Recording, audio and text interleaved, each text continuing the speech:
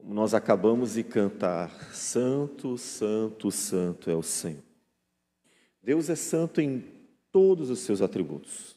Deus não é santo em parte, Ele é santo em tudo. Portanto, Ele é santo na sua justiça e Ele é santo também na sua bondade, no seu amor, na sua graça. Tudo em Deus é santo.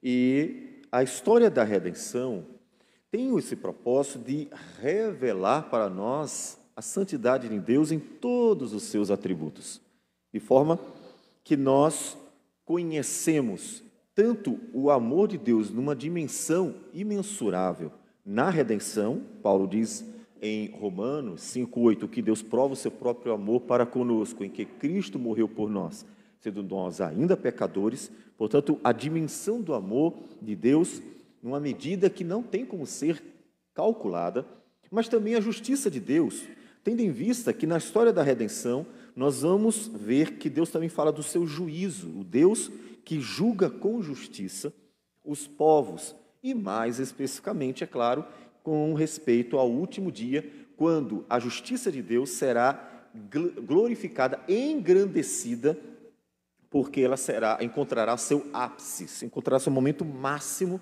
quando Deus julgar Satanás, os anjos de Satanás, os demônios, portanto, e os homens que não conheceram, não viveram, não se uniram a Cristo Jesus. Portanto, a santidade de Deus, ela é revelada na história da redenção. Na história da redenção conhecemos os atributos santos do Senhor. E dentre eles, nós, como nós já mencionamos, vemos a bondade do Senhor. A santidade de Deus também na bondade do Senhor. E em Lamentações, capítulo 3, o profeta Jeremias, que está passando pelo mesmo momento do texto que nós já lemos, que é o texto de hoje, Jeremias 29 e Jeremias 30, o profeta Jeremias, no capítulo 3, versículo 31 a 33, diz assim: o Senhor não rejeitará para sempre, pois ainda que entristeça a alguém, usará de compaixão, segundo a grandeza das suas misericórdias. Porque não aflige, nem entristece de bom grado os filhos dos homens. Senhor Deus amado, obrigado por tudo. Nós temos todas as razões para agradecer.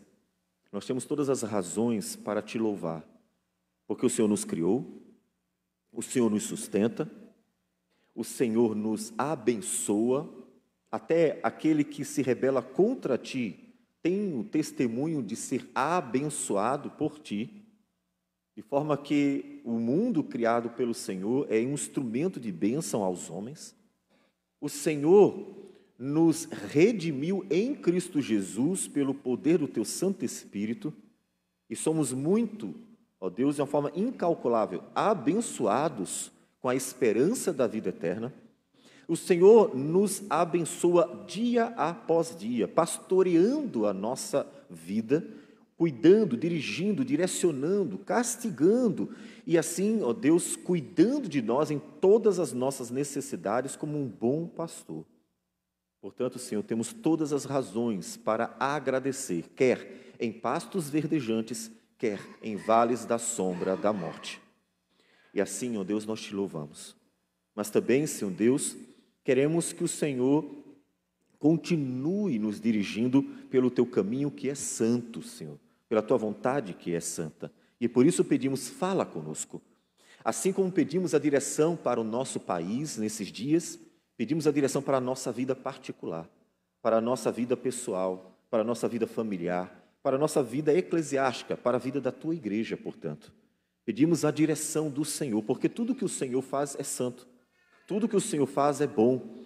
Dá-nos, Senhor Deus, entendimento para compreender que nada, ó Deus, que venha de ti deixará de ser bom. Tudo que vem de ti é bom, sempre bom, porque a tua vontade é boa, perfeita e agradável. Que o Senhor, ó Deus, nos dê a graça para aplicar isso às nossas vidas. Fala conosco, Senhor, é o que nós te pedimos. Em nome do Senhor Jesus. Amém, Senhor. Amém. A vida, ela possui muitas lutas, angústias, e é fundamental a gente refletir Por que disso? Nós estamos no mundo pecador, nós estamos no mundo que é mau. E as coisas ruins acontecem nas nossas vidas porque estamos no mundo que é pecador.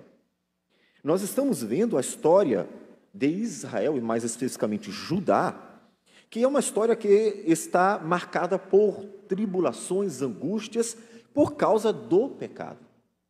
De forma que Jeremias está tão angustiado em ver o seu povo sendo deportado, uma vez que, quando Jeremias escreve, ou profetiza, ou anuncia, esses 2 capítulos aqui, mais especificamente essa carta que é enviada aos cativos, já está na segunda leva, ou seja, já foram deportados alguns dos judeus, primeira deportação, em 608, e aqui em 597, já uma segunda leva está indo. Ele está vendo o seu povo sendo deportado para um lugar estranho, e ele está vendo também o seu povo passando as necessidades, lutas, dificuldades e até a morte, porque, inclusive, o povo seria mais ainda duramente castigado, você sentiria o peso daquele momento quando Nabucodonosor viesse pela terceira vez, e aí sim, 586, ele vem para destruir a cidade de Jerusalém, vem para realmente ser um instrumento de castigo para o povo judeu, que insistentemente permanecia no pecado, mesmo que Deus por anos estivesse dizendo ao povo: para com isso, se volte para mim, adorem somente a mim, esqueçam esses ídolos, pratiquem a justiça, e assim por diante. E diante de todo esse contexto caótico, difícil, duro, sofrível, o profeta Jeremias, além das palavras que nós lemos no outro domingo, quando em versículo 21 ele diz: quero trazer à memória o que me pode dar esperança. As misericórdias do Senhor são a causa de não sermos consumidos, porque as suas misericórdias não têm fim. Renovam-se cada manhã, grande é a tua fidelidade. A minha porção é o Senhor, diz a minha alma, portanto esperarei nele. Bom é o Senhor para os que esperam por ele, para a alma que o busca. Além disso, ele medita naquilo que nós já lemos hoje mesmo. Deus não aflige nem entristece de bom grado os filhos dos homens. Jeremias medita que Deus não estava fazendo mal ao seu povo porque tinha prazer no mal. Isso é fundamental. Deus não tem prazer no mal. Deus não tem prazer em trazer coisas ruins, maltratar e fazer com que, principalmente, o seu povo sofra. A tal ponto do profeta Ezequiel nos dizer que Deus não tem prazer na morte do ímpio, ou seja, até mesmo o ímpio, aquele que não conhece ao Senhor, que despreza ao Senhor, que nega ao Senhor, até este Deus diz assim: eu não tenho prazer na morte dele, tendo em vista que a morte do ímpio significa não tem como evitar o inferno, porque uma vez que ele desprezou a Deus toda a sua vida, como poderia ele herdar a vida eterna? Uma vez que ele desprezou a graça de Deus, a misericórdia de Deus, o chamado de Deus ao arrependimento e uma vida com o Senhor, como ele poderia herdar a vida eterna? Portanto, Deus não tem prazer na morte dele, porque a morte dele vai implicar naturalmente na condenação justa. Por quê? Porque ele vai ter que pagar diante de Deus pelos seus pecados, ele vai ter que sofrer a ira de Deus por todos os seus pecados. Isso é justiça, e qualquer pessoa sabe. Qualquer juiz iníquo, qualquer juiz mau, como esse que está tentando dominar o nosso país, sabe que é injusto, sabe que é errado. Portanto, Deus não tem prazer na morte do ímpio, porque isso implica na condenação eterna. Por que isso? Porque Deus é bom. Observe que Jeremias está alimentando em seu coração uma esperança. E para ele alimentar a esperança, ele precisa lembrar os atributos de Deus. Deus é bom. Deus é sempre bom. Deus tem prazer no que é bom, no que é realmente condizente com quem Ele é. Isso já tem uma implicação fundamental para as nossas vidas. Deus é bom e quer apenas o que é bom. Nós deveríamos também ser assim. O Senhor Jesus, em Mateus, nos diz que nós deveríamos ser perfeitos como perfeito é o nosso Pai. Ele nos exortou a imitar a Deus, a olhar para o Senhor, os seus atributos, a forma como Deus nos trata graciosamente e imitar. Mateus capítulo 5, versículo 43, ele diz: ouvistes que foi dito, amarás o teu próximo e odiarás o teu inimigo. Eu, porém, vos digo, amai os vossos inimigos e orai pelos que vos perseguem, para que vos torneis filhos do vosso Pai Celeste, porque Ele faz nascer o seu sol sobre maus e bons, e vir chuvas sobre justos e injustos. Porque se amardes os que vos amam, que recompensa tendes? Não fazem os publicanos também o mesmo? E se saudardes somente os vossos irmãos, que fazeis demais? Não fazem os gentios também o mesmo? Portanto, sede vós perfeitos, como perfeito é o vosso Pai Celeste. Observe que o padrão da nossa vida não é alguém bom, não é Moisés, não é Abraão, não é Davi, mesmo que esses homens tenham sido instrumentos de Deus para comunicar a nós alguma coisa, como José, que com sua vida dedicada ao Senhor até hoje, chama a nossa atenção para uma vida de agradecimento, humildade, dedicação, piedade, santidade e assim por diante. Mas o padrão para a nossa vida não é esse, o padrão para a nossa vida é o próprio Deus. E, claro, na pessoa de Cristo Jesus, que viveu uma vida plena, perfeita, a ponto de dizer, como meditamos ontem, em João 13, 34 e 35, novo mandamento vos dou, que vos ameis uns aos outros, assim como eu vos amei, ou seja, indo à cruz. Portanto, a bondade de Deus é para nós, primeiro, o conforto, um evidente conforto. Você está passando por lutas, angústias, a nossa nação também. E aí, nesse momento, qualquer pessoa de bom senso sabe que nós estamos passando por um momento difícil. E, nesse momento difícil, fica refletindo as possibilidades. Você, na sua vida pessoal, passa muitas vezes por momentos difíceis, enfermidade, lutas no trabalho, lutas familiares, problemas diversos da vida que vão aparecendo, quer seja de ordem superficial, mais profunda, seja qual for o problema, nesse momento você tem a oportunidade de refletir. Deus é bom, Deus não tem prazer nisso. Deus não tem prazer em me fazer sofrer.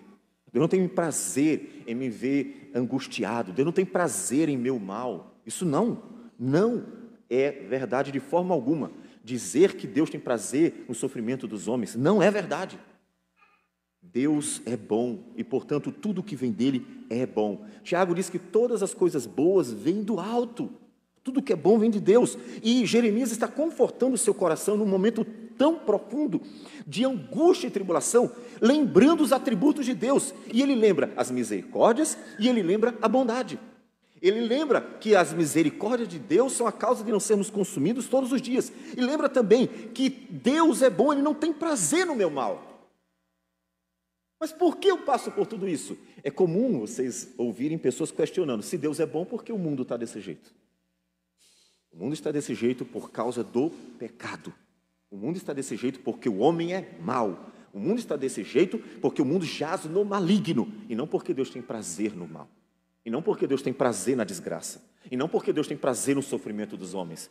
Nós passamos por problemas difíceis em nossa vida e em âmbitos maiores, como é o caso nacional, não porque Deus tenha prazer no mal de uma nação inteira, mas porque homens são maus, são ambiciosos, são gananciosos, são fraudulentos, são mentirosos e assim por diante. Ou seja, o que acontece de mal não é porque Deus tem prazer no nosso mal de jeito nenhum. Tire isso da sua cabeça. O mal ocorre nesse mundo porque o mundo jaz no maligno. Senão Jeremias não teria conforto. Qual é o conforto de Jeremias? Vendo o seu povo que merecia. O seu povo merecia o castigo, porque por séculos viveu a idolatria, por séculos viveu a injustiça social, por séculos desprezou os profetas de Deus a ponto de matá-los, Por séculos foi chamado ao Senhor e resistiu o tempo inteiro ao chamado divino. Por séculos o povo se rebelou contra o próprio Deus, que libertou da escravidão do Egito, conduziu graciosamente pelo deserto, deu vitória sobre os seus inimigos e ainda cercou a nação de muitas bênçãos.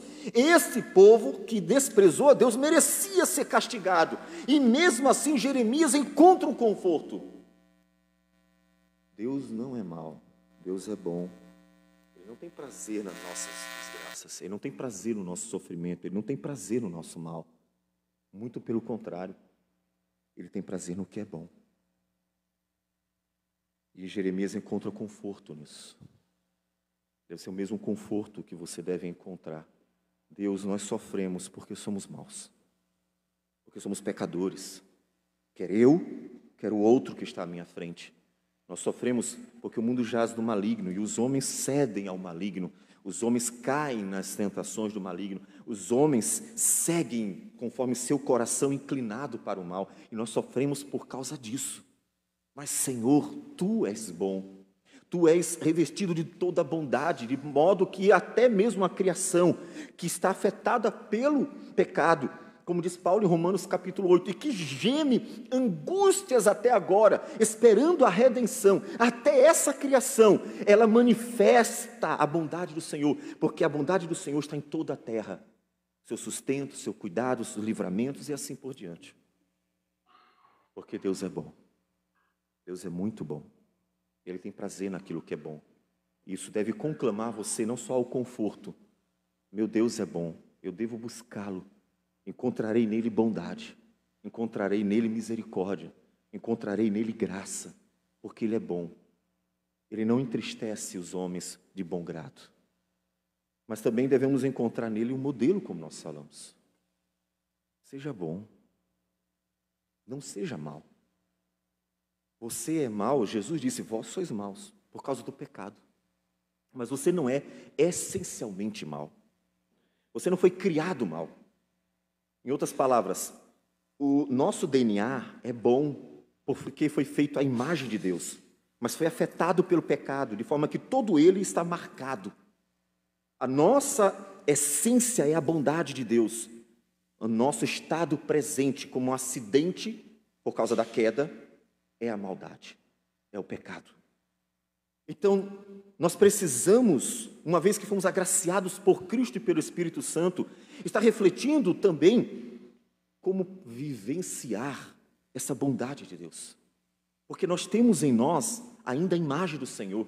E mais ainda, temos o Espírito de Deus que vai nos capacitando a viver, a vencer de tal modo a maldade, que possamos viver a bondade de Deus. Caso contrário, nenhum dos mandamentos seria possível de serem cumpridos. Mas a palavra do Senhor nos diz, em Gálatas capítulo 5, quando Paulo está se dirigindo àqueles que queriam viver segundo a carne, motivando-os a viver pelo Espírito Santo, que é possível viver uma nova vida. Mas o fruto do Espírito é amor, alegria, paz, longanimidade, benignidade, bondade, fidelidade, mansidão, domínio próprio. Isso porque o Espírito Santo nos capacita a viver aquilo que, desde o início, nos fora dado, quando fomos criados à imagem de Deus, e agora é resgatado pelo poder do Espírito, pelo poder do Evangelho, pelo poder da cruz, ou seja, pela redenção em Jesus. Não seja mau. Quando você é mau, você não está parecendo com Deus em hipótese alguma. Se você é um mau marido, se você é uma má esposa, se você é um mau pai, se você é uma má mãe, se você é um mau irmão em Cristo, se você é um mau funcionário, se você é um mau cristão, uma má ovelha, se você é um mau pastor, um mau presbítero, um mau diácono, se você é mau em qualquer que seja a situação, tudo o que você fizer de mal, você não estará parecendo com Deus, de forma alguma. Ter prazer na maldade, ter prazer no sofrimento, ter prazer na ruína, ter prazer em ver alguma coisa ruim acontecer, isso em hipótese alguma pode nos assemelhar a Deus. Por isso, quanto mais distante um governo estiver da bondade de Deus, mais distante está do próprio Deus. Quanto mais distante você estiver nas suas ações da bondade de Deus, mais distante você está do próprio Deus, porque Deus é bom. Então reflita não só para o seu conforto, Deus é bom, e eu sei que o que Ele tem para os que esperam por Ele são coisas boas, mas reflita também, eu tenho que ser bom como bom é o nosso Deus. Como disse Jesus, sede perfeitos como perfeito é o vosso Pai que está nos céus, que trata com bondade justos e injustos. Tem um ateu tentando convencer a si mesmo que não existe Deus, diante de toda a sabedoria divina revelada na criação. E esse ateu come todos os dias. Ele faz um churrasco, ele passeia de carro, ele ganha, e muitas vezes muito bem, ele se deleita na criação, ele dorme tranquilo e acorda tranquilo, porque aquele ateu desfruta da bondade de Deus todos os dias, até o dia em que ele terá que prestar contas, porque mesmo Deus tendo sido bom para com ele todos os seus dias, mesmo Deus tendo agido com bondade para com ele todos os seus dias, ele preferiu desprezar a existência de Deus, ele preferiu se rebelar contra a graça de Deus, e aí ele terá que pagar de forma justa por tudo o que ele fez. Mas ele viu a bondade de Deus todos os dias em sua vida. Portanto, seja bom. Maldade nenhuma provém do Senhor. Nenhuma. Porque Deus é bom. Então isso tem uma aplicação para nossas vidas. Tem aplicação nas suas relações. Não me diga que ser um mau marido vem de Deus, porque isso não vem de Deus. Não me diga que ser uma má esposa vem de Deus, porque isso não vem de Deus. Não me diga que ser um mau pai, um pai irresponsável, uma má mãe, uma mãe irresponsável, venha de Deus, porque isso não vem de Deus. Porque o nosso Deus nos ensina nele mesmo como um pai, em Cristo Jesus, o noivo da igreja, e até mesmo por meio da igreja, na analogia que ele nos dá, como deve ser a relação social, especificamente familiar. Nada de mal vem de Deus. Então, quando você estiver para agir com o outro, lembre-se, Deus é bom. Significa seja bom também, como Deus é bom. Deus é bom o tempo inteiro. Seja bom também. A tal ponto de Paulo aplicar isso até as relações mais difíceis. Em Romanos, capítulo 12, o apóstolo Paulo fala para os irmãos injustiçados e maltratados. Ele diz assim, versículo 17: não torneis a ninguém mal por mal. Fizeram mal a você, mas lembre-se, Deus é bom. Nós não somos maus, mesmo quando nós temos o direito de ser maus para com aqueles que são maus conosco. Não torneis a ninguém mal por mal. Esforçai-vos por fazer o bem perante todos os homens. É verdade. É verdade que nós, muitas vezes, temos o desejo no nosso coração pecador de nos vingar diante da maldade que fazem a nós. Sim, é verdade. E é por isso que a palavra do Senhor também nos diz em Efésios 4, irai-vos e não pequeis, não se ponha o sol sobre a vossa ira. É verdade que muitas vezes eu mesmo tive a vontade de resolver o problema da nação com minhas próprias mãos, e se eu tivesse talvez uma arma na mão, teria matado cada um desses que estão destruindo o nosso povo.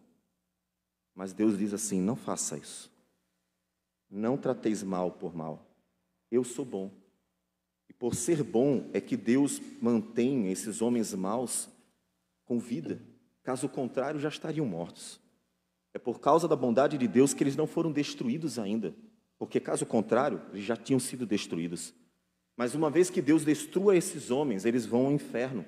E vão sofrer eternamente por seus pecados. E vão todos os dias amargurar o que fizeram, não só conosco, mas o que fizeram com todas as pessoas durante toda a sua existência. Então, o Senhor nos lembra, não torneis a ninguém mal por mal, esforçai-vos por fazer o bem perante todos os homens.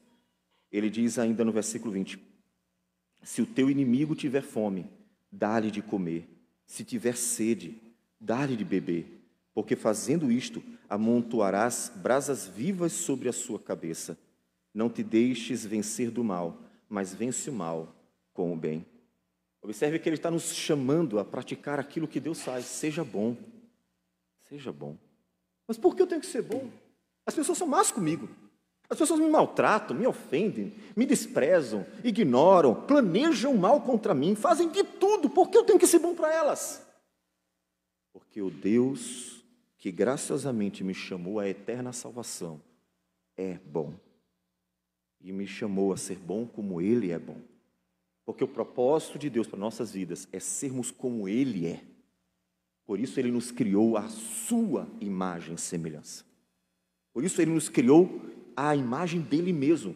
Nós somos os únicos seres de todo o universo, de toda a criação, criado à imagem de Deus.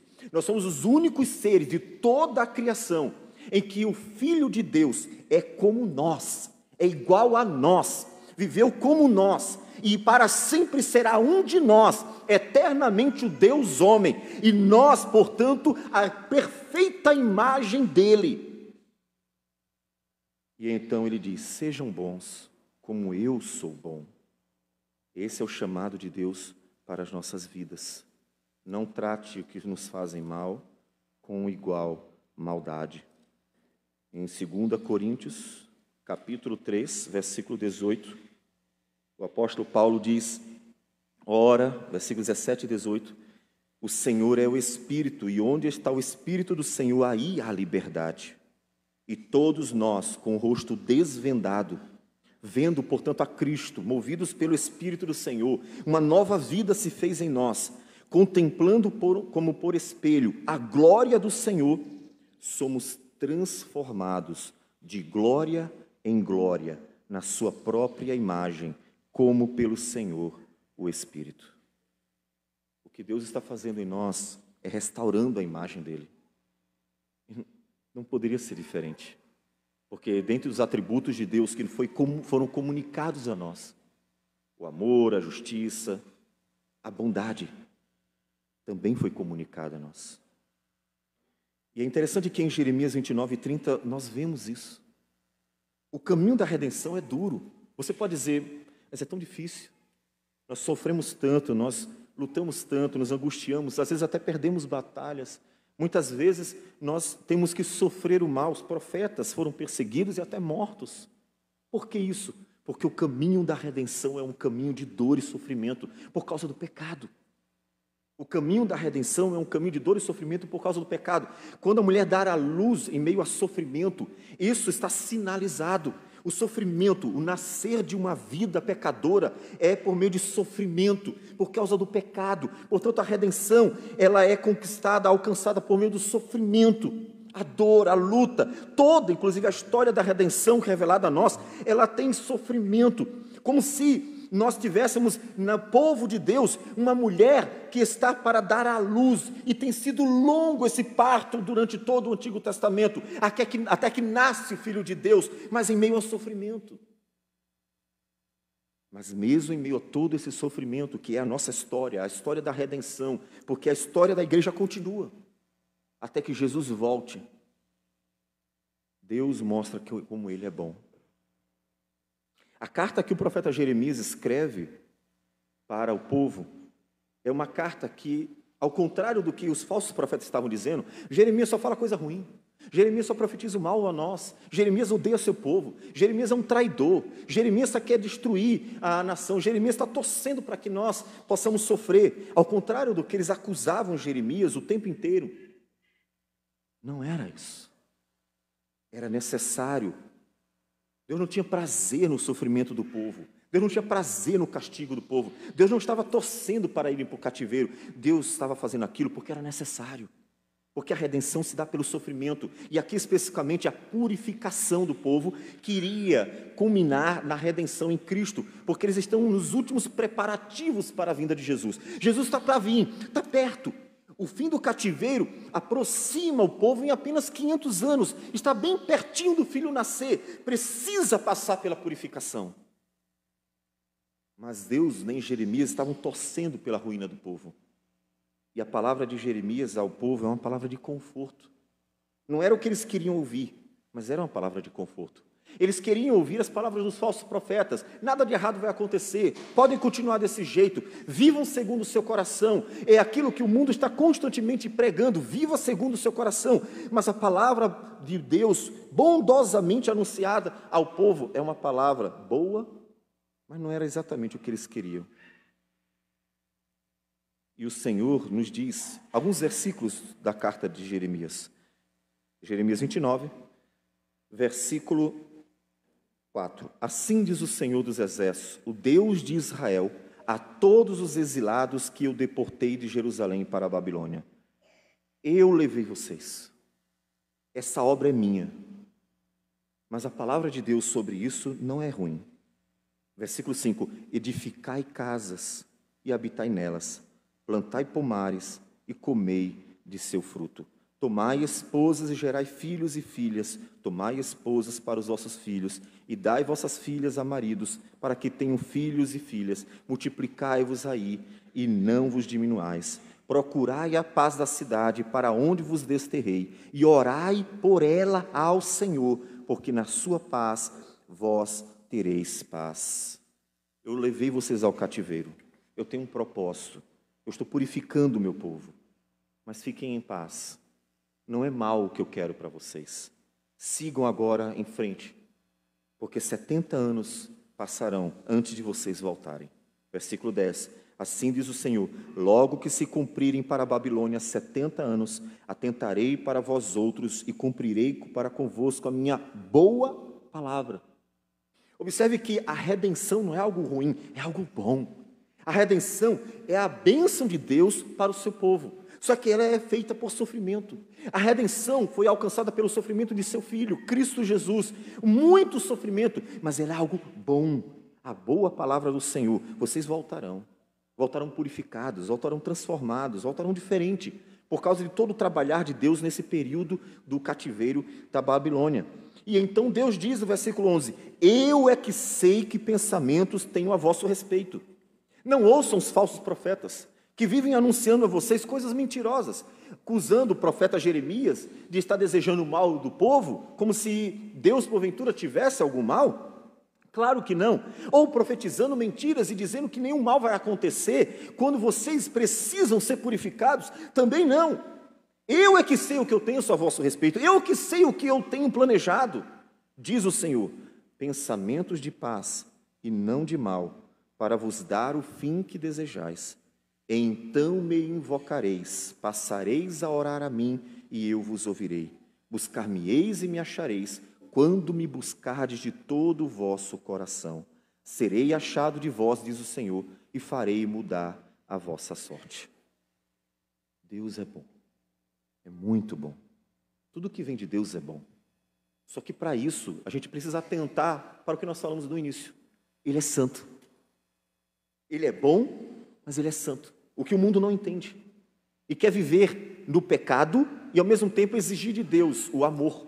Ah, Deus é amor, então nos trate bem, porque Deus é amor, independente dos nossos pecados. Só que ignoram que Deus é santo e, portanto, os atributos de Deus não podem ser ignorados. Ele é santo em todos os seus atributos, tudo se encaixa perfeitamente. Ele é bom. E seus atributos vão revelar a santidade de Deus. A bondade tem que revelar a santidade de Deus. O amor tem que revelar a santidade de Deus. E, portanto, o povo estava ignorando isso ao pedir ou ao desejar que nenhum mal acontecesse, a despeito de todo o pecado social, de todo o pecado religioso que eles estavam praticando. Deus é bom. Sim, diga para todo mundo, Deus é bom. E toda a terra está cheia da sua bondade. Mas a bondade de Deus é santa. Você quer desfrutar da bondade de Deus? Santifique a sua vida. Você quer desfrutar da bondade do Senhor em tudo que diz respeito à sua vida? Então santifique a sua vida. Observe que Deus diz assim, eu tenho coisas boas, eu tenho planos bons. A redenção é um plano maravilhoso. Não tem maior manifestação do amor de Deus do que a redenção. Nem mesmo você tendo tudo que o mundo pode conceder, ou seja, mesmo que você fosse rico, mesmo que você tivesse todas as regalias, mesmo que você desfrutasse de todos os benefícios da criação, nenhum deles ou todos eles ao mesmo tempo poderia manifestar a amplitude da bondade do amor de Deus como a redenção. em que Cristo foi à cruz, sofreu pelos seus pecados, sofreu todas as angústias, cumpriu tudo cabalmente, fez tudo o que tinha que fazer sem ter nenhuma obrigação, sem merecer nada. Fez para a glória do Pai em amor, a ponto de Paulo, repito, dizer: Deus prova o seu amor para conosco. A maior prova do amor de Deus não é o sustento diário, ainda que sejam manifestações da bondade de Deus. A maior prova de Deus é a cruz do Calvário. Portanto, você quer desfrutar da bondade de Deus?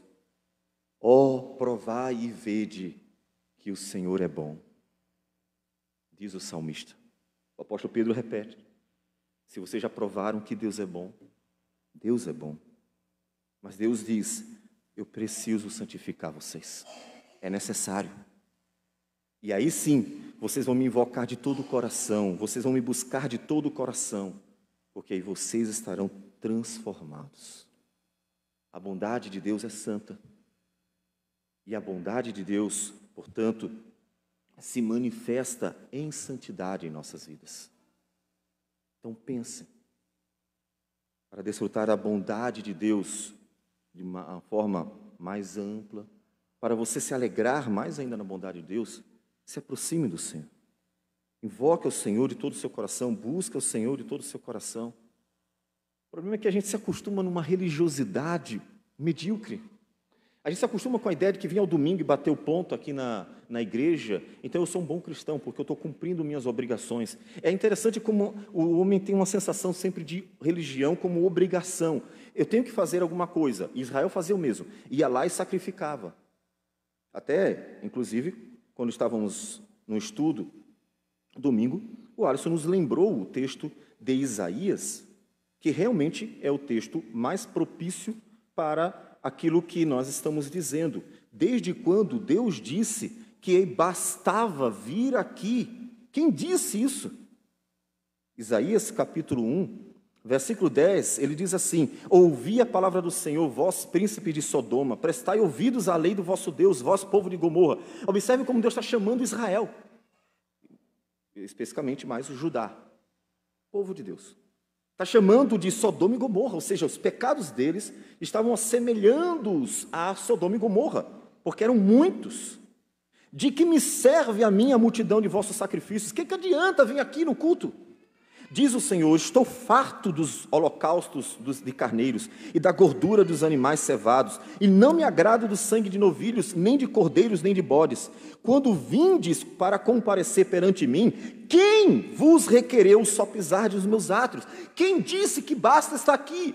Quem disse que é para cumprir uma obrigação religiosa? Quem disse que é apenas uma forma de estar se sentindo com a consciência leve? Por quê? Porque dominicalmente eu vou ao culto. Quem disse isso? Então ele termina dizendo: lavai-vos, purificai-vos, tirai a maldade, troque a maldade por bondade. Tirai a maldade dos vossos atos de diante dos meus olhos. Cessai de fazer o mal, façam bem. Aprendei a fazer o bem, atendei à justiça, repreendei ao opressor, defendei o direito do órfão, pleiteai a causa das viúvas. Deus é bom, mas Ele quer que o seu povo também seja bom. Você quer desfrutar de uma relação com Deus, de fato, marcada, inclusive, pela alegria da salvação, que Davi diz no Salmo 51, renova em mim a alegria da tua salvação. Então buscai a santidade do Senhor, ande com o Senhor, busque o Senhor de verdade, porque era isso que Deus estava fazendo com Judá. O povo não entendia, tudo que o povo queria era barriga cheia, casas com as despensas cheias. Tudo que o povo queria era viver bem, tudo que o povo queria eram as bênçãos materiais, algo que se assemelhou muito aos dias de Jesus. Jesus vai andando e fazendo milagres, e em um momento multiplica o pão, outro momento ele multiplica o pão, a multidão está encantada, pão de graça. O Senhor Jesus passa e por onde passa só faz coisas boas, só faz o bem. A multidão, tão encantada com isso, não preocupada ou interessada naquele que estava ali, quem é este? Mas interessada naquilo que ele tinha para dar. Jesus, em um certo momento, em seu discurso, diz: vocês não estão preocupados com o que eu faço, porque é um sinal de quem eu sou. Vocês só querem o pão. Vocês só querem o pão. E no seu discurso, então, mostrando para eles que eles estavam desprezando a maior bênção que eles tinham, que era a pessoa de Cristo, o povo vai embora. Ah, que duro discurso. Quem é que pode suportar? E vão embora. O que Deus quer não é que você esteja aqui apenas. Não é uma obrigação religiosa, como quem está oferecendo um sacrifício obrigatório de tempo em tempo. O que Deus quer de nós é que nós busquemos de todo o nosso coração. Você vem para cá porque quer, ou você vem para cá porque se acostumou, ou mesmo porque se sente obrigado a isso. Você está buscando ao Senhor ou apenas está cumprindo obrigações? Deus estava purificando o povo, não é diferente conosco. Muitas vezes em nossas vidas Deus vai purificando-nos, vai nos fazendo passar por situações para nos purificar. Você pode dizer assim: por que eu estou passando por isso?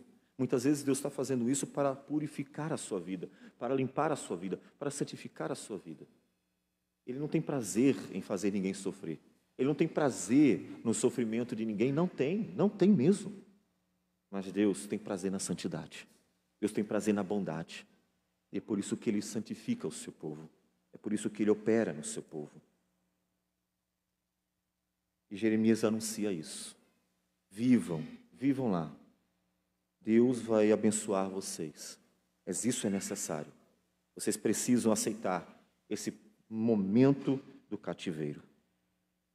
E aí, depois dele exortar, a partir do versículo 15, ele começa a exortar por causa dos falsos profetas. Os falsos profetas sempre querem um atalho, é sempre uma coisa mais fácil. Observe que aqueles que pregam o tempo inteiro vida vitoriosa e prosperidade, sempre estão oferecendo ao povo aquilo que o povo quer ouvir. Coisas boas. Todo mundo quer coisas boas. Se começássemos a anunciar aqui que Deus ia abençoar todo mundo e que todo mundo ia enriquecer, provavelmente isso aqui estaria cheio. Não está cheio porque simplesmente a palavra do Senhor é anunciada como ela é. Então, somente os interessados devemos entender que estão aqui e vão querer estar aqui. Mas ele estava então falando para os falsos profetas. Os falsos profetas eram aqueles que dão ao povo um caminho mais fácil, um caminho que o povo quer. Tudo vai dar certo, nada de mal vai acontecer, você não precisa se esforçar para nada, você não precisa mudar a sua vida, você não precisa se ajustar a Deus, você não precisa ser bom como bom é Deus, você só precisa continuar cumprindo os seus ritos religiosos. É muito mais fácil vir dominicalmente aqui do que buscar a santidade de Deus no dia a dia. Você tem que concordar comigo, não tem? É muito mais fácil você todos os domingos estar aqui, até mesmo assumir lideranças, é muito mais fácil você estar presente em todas as atividades da igreja, do que você todos os dias ter que lutar contra a sua própria carne, todos os dias você ter que buscar a Deus graça para viver a vontade dEle, para viver como Ele é, sede perfeitos como perfeito é o vosso Pai, é muito mais fácil. E a palavra do Senhor nos diz no Novo Testamento, porque a carne e o Espírito lutam um contra o outro, então não é fácil de fato. Por isso que o caminho mais fácil é anunciado. Vá para a igreja, cumpra todas as atividades, esteja todos os dias na igreja, faça isso, faça aquilo outro. E aí as pessoas têm aquela sensação de que por causa de tudo isso, elas estão bem com Deus. Quando na verdade o propósito de Deus não é apenas fazer com que você esteja presente em tudo. O propósito de Deus é muito maior, é que você pareça com Ele. Você já entendeu isso? Você já entendeu que você ser um bom marido significa parecer mais com Jesus, que é o esposo, o noivo da igreja? Você já entendeu que ser uma boa esposa é parecer com a noiva que a igreja tem que se tornar? Por ocasião da vinda de Jesus, ela será perfeita, sem ruga, sem mácula, santa e sem defeito. E você tem que parecer com esta noiva, sendo uma boa esposa. Você já entendeu que ser um bom pai significa parecer com o nosso pai, que nem tolera o pecado, mas também não é mau. E ele disciplina e corrige, e conduz, e é responsável em todo o seu cuidado para conosco. Então, ser um bom pai é parecer com ele. E ser uma boa mãe, obviamente, deve ser um auxílio e um acompanhamento a essa relação que nós temos com Deus como pais. Portanto, ser alguém que viva para a glória de Deus, que faça o bem, é parecer com o próprio Deus. Como eu disse, fazer o que é bom é imitar o próprio Deus, que é bom. Isso é mais difícil, eu sei disso.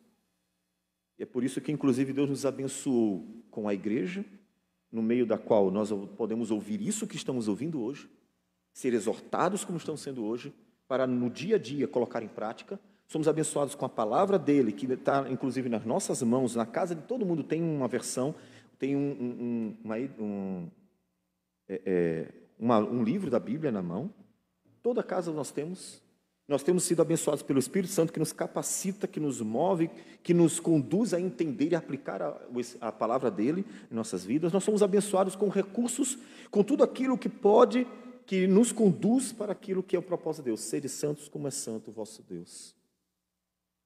É mais difícil, mas é o caminho. Os falsos profetas sempre te darão o caminho mais fácil.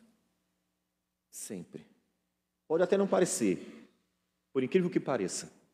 Talvez você for num lugar em que todos os dias tenha alguma atividade, eu não vou chamar de culto, é atividade. Você está num lugar que todos os dias tem uma atividade, pode parecer mais difícil. Mas se você começa a perceber que aquilo ali gera uma consciência falsa de que aquilo ali me torna mais próximo de Deus, ou mais parecido com Deus, ou que aquilo ali é que é necessário, é muito fácil estar na igreja prédio, todos os dias, e deixar de lado o mais importante, lutar todos os dias para ser santo como santo é o Senhor. É muito mais fácil. É muito mais fácil cumprir ritos, é muito mais fácil estar num lugar, é muito mais fácil cumprir obrigações que são superficiais em relação à nossa vida espiritual. É muito mais fácil do que estar lutando todos os dias contra a própria natureza que está marcada pelo pecado. É muito mais fácil. Então o profeta Jeremias exorta o povo a ter cuidado com esses falsos profetas. E observe que o fim do texto é exatamente a transição entre o cativeiro e Jesus. No capítulo 30, ele diz assim: palavra que do Senhor veio a Jeremias dizendo, assim fala o Senhor, Deus de Israel, escreve num livro todas as palavras que eu disse, porque eis que vem dias, diz o Senhor, em que mudarei a sorte de meu povo, de Israel e de Judá. Diz o Senhor, fá-los-ei voltar para a terra que dei a seus pais e a possuirão. Aí você pode dizer assim, ele está falando dos 70 anos. Sim, mas não só. Por enquanto versículo 7, que grande é aquele dia, e não há outro semelhante, é tempo de angústia para Jacó, ele, porém, será livre dela. E ele continua, naquele dia, diz o Senhor dos Exércitos, eu quebrarei o meu jugo de sobre o teu pescoço e quebrarei os teus canzis, e nunca mais estrangeiros farão escravo a este povo, que servirá ao Senhor seu Deus, como também a Davi, seu rei, que lhe levantarei. Não temas, pois, servo meu Jacó, diz o Senhor, nem te espantes, ó Israel. O profeta faz a transição. Aquele momento era uma preparação para algo maior. A vinda de quem ele chama de Davi. Sabemos muito bem que Davi não ressuscitou. E sabemos disso porque o próprio Novo Testamento nos deixa claro que ele não está se referindo a Davi em hipótese alguma. Em Atos dos Apóstolos, o apóstolo Pedro, pregando a palavra, capítulo 2, versículo 29, após ter citado, nos versículos anteriores, ter citado o texto do Salmo 16, ele diz assim, irmãos, seja-me permitido dizer-vos claramente a respeito do patriarca Davi, que ele morreu e foi sepultado, e o seu túmulo permanece entre nós até hoje. Sendo, pois, profeta, e sabendo que Deus lhe havia jurado que um dos seus descendentes se assentaria no seu trono, Prevendo isto, referiu-se à ressurreição de Cristo, que nem foi deixado na morte, nem o seu corpo experimentou corrupção. Isso é uma referência a Salmo 16. Mas então isso, aplicado ao texto aqui, e olhando para a própria história, nos faz refletir. Ele não estava falando de Davi, ele estava falando de Jesus. Esse príncipe é o próprio Cristo, o descendente de Davi, que se assentaria no trono de Davi e reinaria para sempre. Essa é a promessa. Portanto, observe que a ponte é feita. A salvação de Israel não estava só no cativeiro. O cativeiro não seria a solução final. A salvação de Israel estava naquele que viria. Calma, Jacó, eu sei o que eu estou fazendo. Calma, Israel, a redenção virá. E então nunca mais você será escravo. Jesus disse: aquele que peca é escravo do pecado. Nunca mais sereis escravos. Se o Filho vos libertar, verdadeiramente sereis livres. E naqueles dias o Senhor Jesus, quando estava dialogando com os judeus, então ouviu deles dizerem: nós não somos escravos de ninguém, nós somos um povo livre. Aquele que peca é escravo do pecado. Eles não entendiam. A escravidão, a pior escravidão, era a escravidão espiritual, a escravidão do pecado, que o povo estava vivendo. O problema maior do povo não era o cativeiro, era o pecado. E por causa do pecado foram ao cativeiro. A salvação, portanto, teria que vir daquele que tiraria o pecado. A obra de salvação, ela é dura, é marcada por muitas angústias e lutas, mas ela é perfeita. Ela nos leva à liberdade. Ela nos leva ao desfrute da bondade em sua dimensão máxima, porque nela Deus mostra seu tão grande amor para conosco. Portanto, é para se chegar a Deus em Cristo Jesus de verdade. Mas como eu disse, não só isso. A obra da salvação manifesta a bondade e a justiça de Deus. E aí o versículo 11, capítulo 30, versículo 11, ele diz: porque eu sou contigo, falando a respeito de Judá, de Israel. Porque eu sou contigo, diz o Senhor, para salvar-te. Eu manifesto a minha bondade na tua vida. Paulo chama de vasos de misericórdia. Deus manifesta seu amor na nossa vida. Deus manifesta a sua bondade na nossa vida. Deus manifesta a sua graça na nossa vida. Eu sou contigo. Eu amo você. Eu quero o teu bem. Eu tenho um plano bom para você. Como ele disse antes, eu é que sei que pensamentos tenho a vosso respeito. O meu plano, eu sei qual é. Por isso, darei cabo de todas as nações entre as quais te espalhei. De ti, porém, não darei cabo, mas castigar-te-ei em justa medida, e de todo não te inocentarei. Observe a distinção: vasos de ira, vasos de misericórdia. Deus não tem prazer na morte do ímpio, na ruína, na desgraça de ninguém.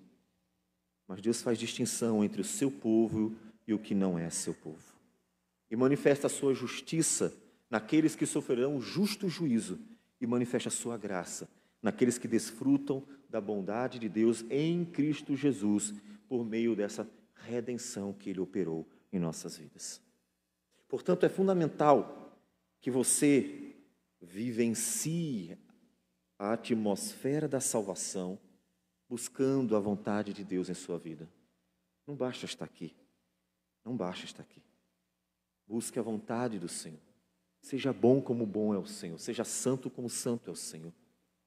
Porque é esse o propósito de Deus para as nossas vidas. Caso contrário, Deus manifestará seu justo juízo, como acontecerá no último dia, sobre aqueles que desprezaram a Deus todos os dias. Não despreze a Deus. Não se acomode ao fato de estar aqui. Não despreze a Deus. Porque o propósito de Deus para a sua vida não é apenas estar aqui. O propósito de Deus para a sua vida é que você pareça com Ele. É que cada vez mais se veja Jesus na sua vida. Se veja em você a imagem de Cristo, porque você foi feito à imagem do Senhor. Então cada vez mais você se pareça com Ele. Esse é o plano de salvação. Caso contrário, o que restará é o justo juízo, que manifestará a justiça de Deus no último dia, a santa justiça do Senhor. Portanto, meus amados, Deus tem coisas boas para nós. Só que a bondade dele é santa. Então seja santo como santo é o Senhor. Isso não significa que Deus não perdoe você e vai exigir de você. Lembre-se, não, Ele é bom. Ele não tem prazer na morte, no sofrimento, na desgraça de ninguém. Mas muitas vezes Ele vai castigar o seu povo, vai tratar o seu povo, vai lapidar a sua vida, para que você possa estar no caminho da salvação, que é Cristo Jesus, andando com Ele, como Ele é, um Deus santo, justo e bom. Então entregue a sua vida totalmente ao Senhor. E lembre-se que o que Deus quer é fazer você parecido com Ele, cada vez mais parecido com Ele, transformados de glória em glória à imagem de Cristo Jesus, o nosso Senhor. Essa é a manifestação da bondade de Deus em nossas vidas.